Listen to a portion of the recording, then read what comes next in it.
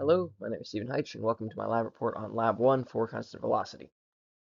So for this report, we'll be going through an introduction to the lab, the main physics principles behind it, the experiment and what we did, and the data that we collected, the code that we wrote, and the predictions that we made about the way it should move, and then comparing the code and seeing errors, and then going over some final results.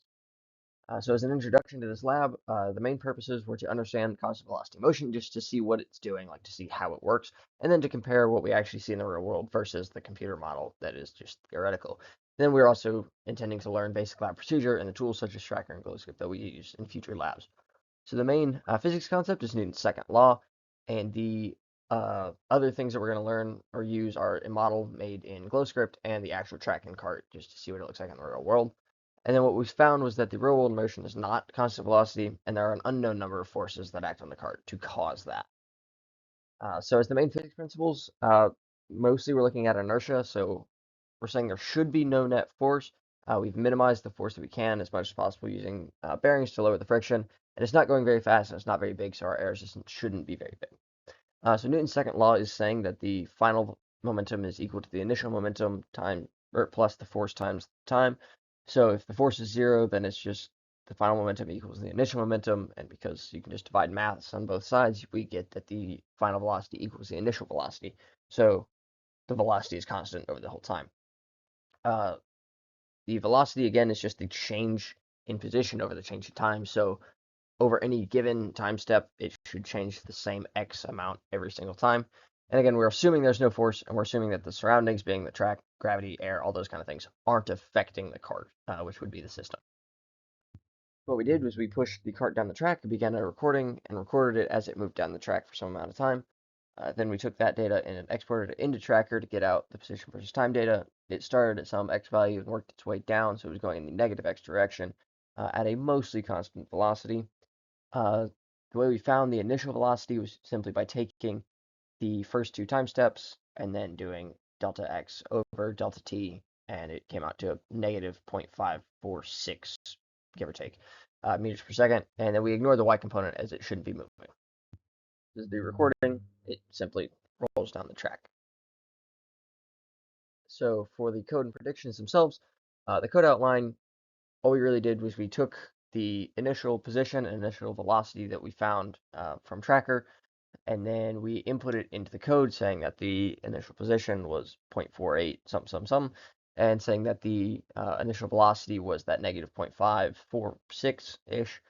We said, again, there should be no net force, so what we find is, as expected, after it iterates, it's a perfectly linear line going down because we have a negative velocity when you compare x and time. So this is what the actual code looked like. It's a little bit choppy just due to the way it exported the video, but it just moves in a straight line at a constant velocity. For the comparisons and errors, kind of some first basic things. Everything is going in the negative x direction right now. That is because when we filmed it, the cart was moving to the left, and Tracker just automatically set that as negative x.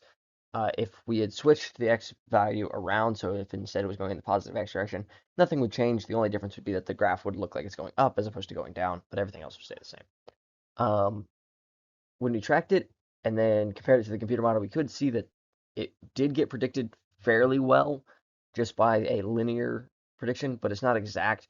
So that kind of tells us there are some net forces acting on the object, but we can't calculate how many forces. We know there's at least two because we know there is gravity and we know there's the force of the track holding the cart up. So for some other comparisons, we see that at the beginning they're very similar. They track right on top of each other. You really can't tell a difference. And again, both are expected to have no net force. So that is what we expect. The differences is what we see is closer to the end, they actually deviate more. This is likely, again, because the cart didn't actually see zero net force, there probably was some force. So the predicted values that we see are linear, where the actual values that we measured are not linear.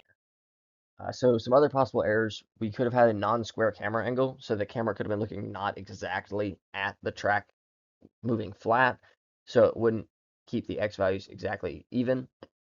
If the track was not level, so it was going up or down the track like a hill, that would slow or speed up the cart and cause other variations. Friction between the cart and the track and air resistance on the cart could also affect this, and inconsistency with the framing or the timings would also cause errors like this.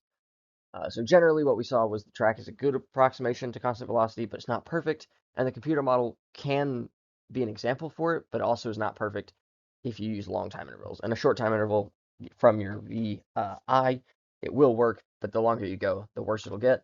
And there are some improvements we can make, such as using more lubrication, using a vacuum, or using an object that is flying through the air, or through a vacuum better, to keep it from moving. Thanks.